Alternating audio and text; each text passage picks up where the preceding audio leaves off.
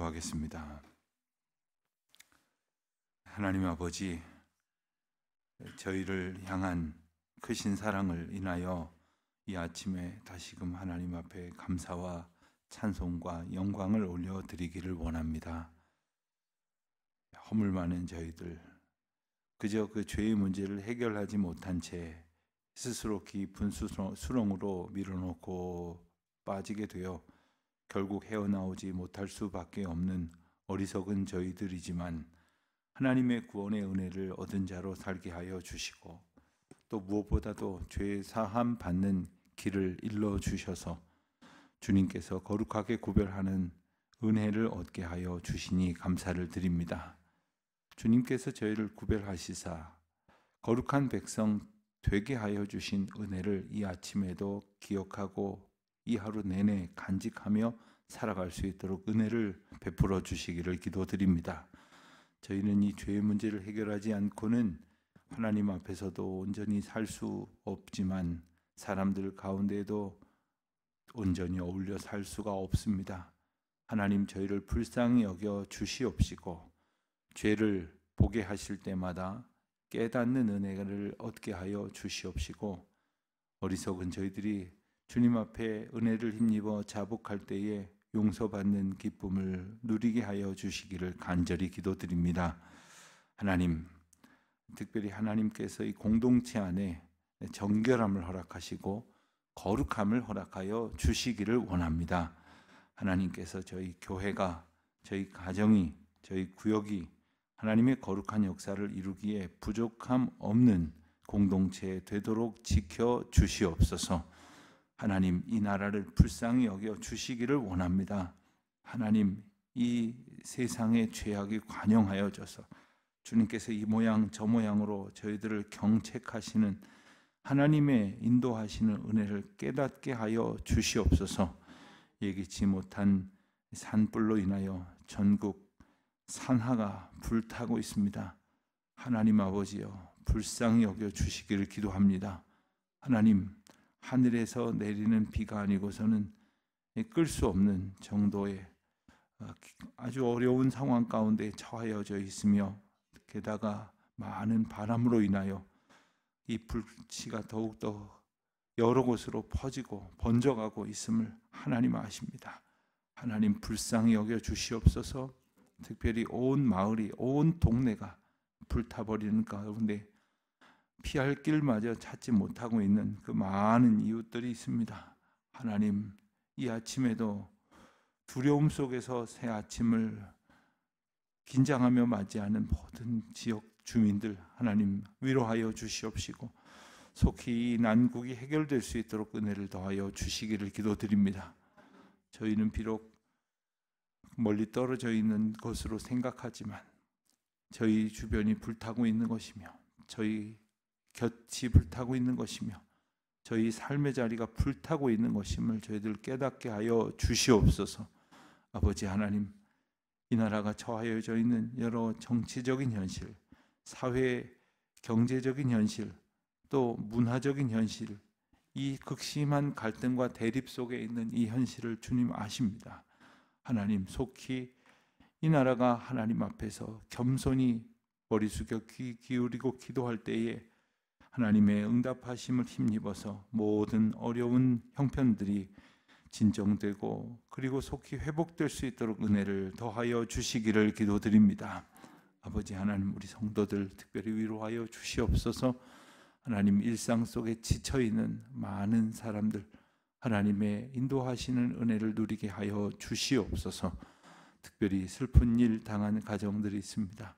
위로하여 주시옵시고 저희들이 서로 사랑하며 위로하며 격려하며 은혜로 나누는 믿음의 공동체 되게 하여 주시옵소서. 오늘도 주의 이름으로 모이는 모든 모임마다 함께 하시고 하나님의 권능이 나타나는 그리고 하나님의 말씀의 능력이 나타나는 복된 날 되게 하여 주시옵소서. 감사드리오며 예수님의 이름으로 기도드립니다. 아멘. 민수기 5장을 봅니다. 민수기 5장 1절부터 10절까지 말씀을 보겠습니다. 민수기 5장 1절부터 10절까지 말씀 우리 같이 한 목소리로 봉독합니다. 여호와께서 모세에게 말씀하여 이르시되 이스라엘 자손 중 명령하여 모든 나병 환자와 유출증이 있는 자와 죽음으로 부정하게 된 자를 다 진영 밖으로 내보내되 남녀를 막론하고 다 진영으로 내보내어 그들이 진영을 더럽히게 하지 말라. 내가 그 진영 가운데에 거하느니라 하시매 이스라엘 자손이 그같이 행하여 그들을 진영 밖으로 내보냈으니 곧 여호와께서 모세에게 이르신 대로 이스라엘 자손이 행하였더라. 여호와께서 모세에게 말씀하여 이르시되 이스라엘 자손에게 이르라. 남자나 여자나 사람들이 범하는 죄를 범하여 여호와께 거역함으로 죄를 지으면 그 지은 죄를 자복하고 그 죄 값을 온전히 갚되 5분의 1을 더하여 그가 죄를 지었던 그 사람에게 돌려줄 것이요 만일 죄 값을 받을 만한 친척이 없으면 그 죄 값을 여호와께 드려 제사장에게로 드릴 것이니 이는 그를 위하여 속죄할 속죄의 수량과 함께 드릴 것이니라. 이스라엘 자손이 거제로 제사장에게 가져오는 모든 성물은 그의 것이 될 것이라. 각 사람이 구별한 물건은 그의 것이 되나니 누구든지 제사장에게 주는 것은 그의 것이 되느니라. 아멘. 오늘 본문 말씀에서는 이제 어제까지 보았던 4장과는 조금 다른 이야기를 하고 있습니다. 4장까지의 내용을 우리가 간단하게 머릿속으로 되짚어 본다면 하나님께서 시내 광야에서 이스라엘 백성들의 수를 계수하라 하셨습니다. 단순히 인원 파악의 의미가 아니라 전쟁을 준비하는 의미가 있었습니다. 그래서 이스라엘 백성들이 행진할 때이든지 아니면 중간중간에 머물러서 야영, 수경을 하게 될 때이든지 그에 합당한 어떤 편제를 갖추도록 하셨던 의미가 있습니다.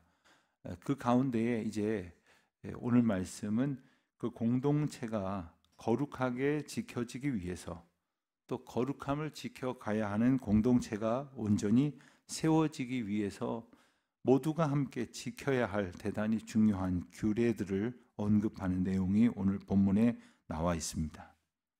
말씀드린 것처럼 전쟁을 앞두고 있는 군대와 같은 민족 공동체는 이미 특별한 상황에 들어서 있습니다. 예컨대 우리도 그런 경험을 했었죠. 코로나라든가 그 이전에 메르스, 사스 이런 집단 전염병이 발생을 했을 때 국가적으로 가장 유의했던 집단이 있다면 바로 군대였습니다. 군대에는 밀집된 공간에서 혈기왕성한 우리 젊은이들이 몸을 부대껴가면서 지내고 있는데 그들이 만약에 집단적으로 병을 앓게 되면 그것은 곧 군사력의 손실이 되고 국가적인 그 위기 상황의 원인이 될 수 있기 때문이었습니다. 마찬가지로 이스라엘 백성들이 군대 형태를 가지고 이제 진군해야 하는 과정 속에서 그들이 거룩하여지지 못하여 발생하게 되는 영육 간의 이 죄의 문제를 어떻게 해결하고 대처해야 할 것인가. 그래서 이스라엘 백성들이 어떻게 거룩함을 지키고 유지해야 할 것인가에 관한 말씀으로 우리에게 주신 것입니다. 2절 말씀을 보면 이스라엘 자손에게 명령하여 모든 나병 환자와 유출증이 있는 자와 죽음으로 부정하게 된 자를 다 진영 밖으로 내보내되 했습니다. 남녀를 막론하고, 즉 이것은 누구든지 예외 없이 진영 밖으로 다 내보내므로 그 진영을 더럽히게 하지 말라 하셨습니다. 자, 2절을 보니까 그 내용이 나병, 유출증 혹은 죽음으로 부정된 자, 그러니까 언뜻 우리가 생각을 할 때에 이것이 어떤 그 위생에 관련된 문제인 것으로 언뜻 생각하기가 쉽습니다. 그리고 이것이 전염병으로 번져서 모두에게致命적인 위협이 될 수 있을 것이라는 우려를 우선 할 수가 있습니다마는 3절 하반절에 보면 진영을 더럽히게 하지 말라 내가 그 진영 가운데 거하느니라 라고 말씀하신 하나님의 메시지를 주목을 해본다면 이건 단순히 전염병의 의미만이 아닌 것을 알 수가 있습니다. 이것은 단지 어떤 공동위생의 문제만이 아니라 영적인 의미가 내포되어져 있다는 것을 우리가 알게 됩니다. 하나님이 그 안에 계신데 하나님이 계신 그 진영 가운데 거하기에 합당하지 않은 영적인 문제가 있다는 말입니다. 무슨 뜻일까요? 우선 나병, 유출증 이런 것은 특별히 나병의 경우는 더 이 전염의 위험이 강합니다. 그러니까 많은 사람들이 이 병에 옮겨질 가능성이 있습니다. 그러나 유출증이나 혹은 죽음으로 부정된 것은 조금 덜하거나 그 가능성이 없습니다. 그렇다면 무슨 의미가 있을까요? 우선 생각을 해볼 때 나병 환자나 유출증이 있는 자는 레위기의 규례를 따라 보면 거룩함의 문제가 해당이 되는 질병입니다. 그러니까 이것은 죄의 문제와 연관이 되어 있는 것이고 이 죄의 문제는 하나님 앞에 죄를 자복함으로 해결을 받아서, 즉 죄의 문제와 함께 해결을 받아서 낫게 되면 제사장에게 검사를 받아서 나았다는 판정을 받고야 공동체에 복귀할 수 있도록 규정을 정하신 바가 있습니다. 그러니까 단순히 육신의 질병 문제가 아니라 영적인 문제를 포함하고 있다는 것을 우리는 이제 분명히 알게 되어지는 겁니다. 다시 말하면 나병이나 유출증 혹은 죽음으로 부정된 것은 스스로 깨끗해질 수 없는 영적 병증의 상태를 말합니다. 그러니까 이것을 해결하기 위해서는 스스로 해결할 수 없기에 전능하신 하나님 앞에 겸손히 엎드려야만 해결할 수 있는 문제입니다. 그런데 그렇지 않고 있으면 이것은 백성들에게 잘못된 영향을 미치게 된다는 겁니다. 이것은 다른 말로 말하면 공동체의 영적 오염을 야기시킬 수 있다는 겁니다. 이것을 성막에 방치해 두면, 그 회막에 방치해 두면 하나님의 거룩하심 가운데 병존할 수가 없게 된다는 겁니다. 그러면 어떻게 되겠습니까? 이들은 하나님 목전에서 하나님을 피하려고 할 것입니다. 그리고 자신의 행위를 정당화시키려고 하면서 다른 사람들에게 부정한 영향을 미치게 될 것입니다. 결국 공동체가 영적으로 이제 오염이 된다는 것이죠. 오염이 된다는 표현을 우리는 무슨 옷이 더러워졌다거나 공기가 더러워졌다거나 이런 것으로 생각하기 쉬운데, 최근에 우리는 좀 특이한 오염이라는 단어가 특이하게 사용된 용례를 우리가 들은 적이 있습니다. 계엄 정국 하에서 몇몇 관련자들을 조사하던 수사 당국에서 이런저런 발표를 했을 때 일각에서 제기하기를 누구의 진술이 오염됐다 이런 말을 하더라고요. 처음 들어봤습니다. 누구의 말이 오염이 됐다는 말은 처음 들어봤습니다. 그런데 그 말뜻을 우리가 알게 됐죠. 그가 말하는 진술이 사실에서 다르게 왜곡이 됐거나 혹은 그래서 그것이 잘못됐는데 그 잘못된 것이 더러워졌다라고 말할 만큼 잘못됐다. 그래서 오염이라는 표현을 쓴 것으로 보여집니다. 자, 공동체가 영적으로 오염된다고 하면 그것은 스스로 깨끗해질 수 없는 문제라고 했을 때는 방도가 없는 겁니다. 그러니까 하나님이 고쳐주시지 않고는, 하나님이 깨끗하게 해주시지 않고는 스스로 깨끗해질 수 없는 자들을 일컫는 말씀이 바로 오늘 본문의 내용입니다. 진 밖으로 내보내라. 어떻게 하라는 말입니까? 진 밖으로 내보내서 거기서 말라 죽으라는 겁니까? 어쩌라는 겁니까?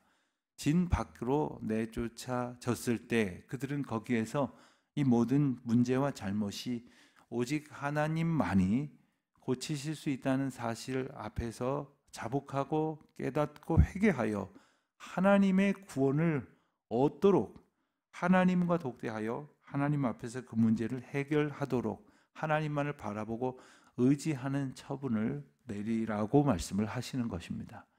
하나님 앞에서 해결해야 될 문제를 우리는 다른 식으로 해결하려는 사람들이 있습니다. 더러 어떤 분들은 그런 분들이 있죠. 내가 지은 죄를 일평생 사회에 봉사하며 속죄하겠다.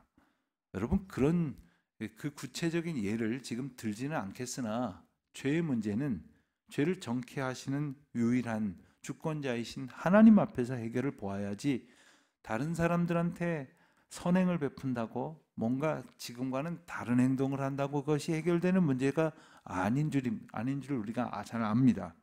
하나님께서 우리가 죄를 범하였을 때 어떻게 하느냐를 일깨워 주시기 위하여 일러주신 것이 레위기에 나오는 제사 제도입니다. 그래서 레위기 시작하자마자 제사 제도가 쭉 기록이 되어져 있고, 그것을 통해서 어찌하든지 영적으로 오염된 자들이 거룩한 백성 되도록 하시는데 하나님의 은총이 나타나 있는 겁니다. 그래야만 우리가 하나님의 은혜 앞에 나아갈 수 있고, 그리고 하나님의 은총을 누리며 살 수 있게 된다는 겁니다. 6절 이하에 보면, 남자나 여자나 사람들이 범하는 죄를 범하여 여호와께 거역함으로 죄를 지으면, 자, 여기도 보면 사람들이 죄를 범했습니다. 그리고 여호와께 거역하여서 그 죄를 지었습니다. 그런데 7절에 보면 그 지은 죄의 값을 온전히 갚되, 그리고 뒷부분에 보면 그가 죄를 지었던 그 사람에게 돌려줄 것이라 했습니다. 그러니까 하나님 앞에 죄를 지었는데 그 죄로 인하여 누군가에게 손해를 끼쳤단 말입니다. 이럴 경우에 어떻게 해야 되느냐 하는 말씀을 구체적으로 일러주십니다. 여기에 관해서는 레위기에 보면 앞부분에 나오는 구체적인 제사 가운데에 속건제라는 이름으로 이미 성명이 되어져 있었습니다. 그런데 오늘 그 본문을 좀 더 자세하게 우리에게 반복해 주시는 것이죠. 속건제라는 것은 하나님이나 사람에게 손해를 끼친 죄를 말합니다. 그 손해를 끼친 죄를 해결하기 위하여 어떻게 해야 될 것인가, 그리고 그 죄를 해결하기 위한 제사가 바로 속건제입니다. 그러면 어떻게 하느냐? 7절을 우리가 읽은 대로 그 죄를 우선 자복합니다. 자복한다는 말은 뭘까요? 스스로 그것을 인정하고 하나님 앞에 엎드려 회개하는 것을 말합니다. 그리고는 그 죄 값을 온전히 갚아야 합니다. 죄를 지었는데 회개했다고 다 될 일이 아닙니다. 그 죄로 인해서 손해를 본 이가 있다면 그 손해를 갚아야 합니다. 온전히 갚아야 합니다. 그런데 거기에 5분의 1을 더하여 갚는 겁니다. 이건 뭘까요? 이것이 이자일까요? 부가가치세일까요? 뭐라 그래야 됩니까? 이거 가산세입니까? 그런 게 아닙니다. 이것은 그 죄를, 누군가가 지은 그 죄로 인하여 손해를 입은 사람에게 하나님의 방식으로, 하나님의 법도 아래에서 허락하여 주시는 하나님의 배상입니다. 손해를 보았다는 것 자체가 이미 물질적인 것뿐만 아니라 정신적이고 심리적인, 그리고 상황적인 큰 손해를 겪게 되었을 것입니다. 누구든지 예외가 없습니다. 여기에 대해서 그 죄를 자복한 사람이 자복함으로, 그리고 그 죄값을 갚는 것으로 해결을 보려 하지만 그것만으로는 아니라는 겁니다. 그를 하나님께서 위로하시고 보상하시는 방식이 있다는 겁니다. 그러니 하나님께서 손해보고 그 누군가의 죄로 인하여 고통당하는 이들을 살피시는 은혜를 이렇게 나타내신다는 사실을 우리가 보게 되는 거죠. 8절 이하에 보면은, 그런데 이 죄값을 치르느라 이제 그것을 배상해야 되는 사람이 없으면 어떻게 되느냐? 가령 누군가의 것을 빼앗았는데 빼앗다 못해 그 사람을 죽였거나, 혹은 그로 인하여 사람이 사망에 이르렀거나, 아니면 얼마 시간이 지나지 않았는데 그가 사망하게 되었다고 한다면, 그 죄인이 죄값을 치를 때, 혹은 5분의 1을 더하여 갚을 때에 그것을 받을 만한 사람이 없으면 규례를 따라서 친척에게 돌아갑니다. 그런데 그 친척도 없으면 그 죄의 값을 다행이다, 나는 안 물어도 된다 하고 끝나는 게 아니라 그것을 여호와 앞에 가지고 오게 하셨습니다. 그리고 제사장에게 돌리게 하셨습니다. 그렇게 제사장에게 들려지는 것은 제사장의 것이 된다고 하셨습니다. 또 9절에 보면 이스라엘 자손이 거제로 제사장에 가져오는 것, 이 거제라는 말은, 이 거라는 말은 이렇게 들어 올린다라는 뜻인데, 하나님 앞에 들어 올림으로 바쳐지는 그 제사의 제물은 다시 그 제물을 이렇게 제사장이 받아서 제사장의 것으로 삼게 하셨습니다. 제사장은 어떨까요? 뭐가 생기는 게 많으니까 좋을 것 같을까요?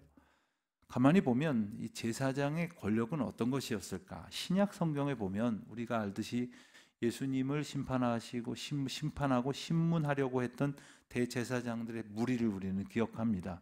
그러니까 신약에 와서 대제사장들은 이 종교 권력과 결합하면서 상당한 권력을 누린 것이 사실이지만, 구약시대 애초의 제사장의 의미는 전혀 그 무력에 가까운 힘과는 상관이 없는 존재였습니다. 이 본문을 보면 알 수가 있습니다. 제사장이 만약에 어떤 무력을 동반하는 권력층이었다면 백성들의 것을 적당히 빼앗아가면서 살았겠죠. 적당히 거두어가면서 살았겠죠. 그러나 제사장들은 하나님께 바쳐진 것을 하나님께로부터 받음으로 그것을 가지고 살게 하셨습니다. 그러니까 누구도 권력자가 될 수 없도록 하신 것입니다. 모두가 다 하나님이 주신 것으로 받게 하셨습니다. 당시에 이 종교적 환경을 본다면 이 제사장이 갖는 이 권력이 얼마나 대단하겠습니까? 그럼에도 불구하고 하나님께서는 오직 하나님의 방식으로 하나님의 주시는 것으로만 의지하여 하나님께 바쳐진 것으로 살게 하심으로 제사장마저도 온전히 하나님만 의지하는 자로 분명하게 구별하여 주셨다는 것입니다. 10절에 보면 각 사람이 구별하여 드린 물건은 하나님께 바쳐진 것입니다. 하나님의 바쳐진 것 가운데에 하나님의 방식으로 구별하신 것은 제사장의 것이 된다는 겁니다. 제사장에게 주는 것이라는 것은 바로 하나님의 법도에 따라 가져오는 것을 말합니다. 하나님의 법도와 상관없이 제사장에게 가져오는 것이 아니라 하나님의 법도 가운데에 드려지는 것은 하나님께서 제사장을 통하여 이제 그의 삶을 또 유지하기 위하여 베푸신 은혜의 방편인 것이죠. 그러니까 하나님께 우리는 바치고 하나님께서는 우리에게 하나님의 방식으로 주십니다. 하나님의 것을 하나님의 것으로 알고 바치는 자들이 하나님께서 주신 것을 하나님의 주신 것으로 알고 기뻐하는 것은 당연합니다. 그러니까 이것이 선순환적으로 되는 사람이 있는 반면에 마치 하나님과 안 주고 안 받기 하는 것처럼 자기 힘에 의지하여 살아가는 사람이 있습니까? 그는 하나님의 은혜와 상관없는 삶을 살게 될 것입니다. 이렇듯 오늘 우리도 죄의 문제이든 일상의 문제이든 오직 하나님께서 허락하시는 거룩함의 은혜의 주권 가운데서 살아가고 있다는 것을 깨우쳐 알며 오직 주님의 은혜만을 오늘도 바라보는 복된 하루가 되시기를 주의 이름으로 축원드립니다. 이필령 집사님 가정에 장례가 발생했습니다. 정희경 권사님 친정 어머님께서 93세를 일기로 어제 소천하셨습니다. 고인께서 출석하시던 인천제일교회 장례로 치르기에 우리 교회에서는 오늘 오후 1시에 빈소에서 위로 예배를 드리도록 하겠습니다. 교회에서 출발하실 분들은 12시까지 오시면 되겠습니다. 기도하겠습니다.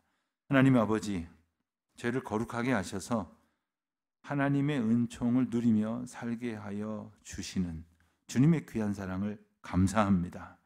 죄 많은 세상 속에 오염되기 쉬운 형편 속에 살아가는 저희들 주님 앞에 겸손히 저희의 죄를 자복하여 거룩함의 은혜를 얻는 복된 날 살게 하여 주시옵소서.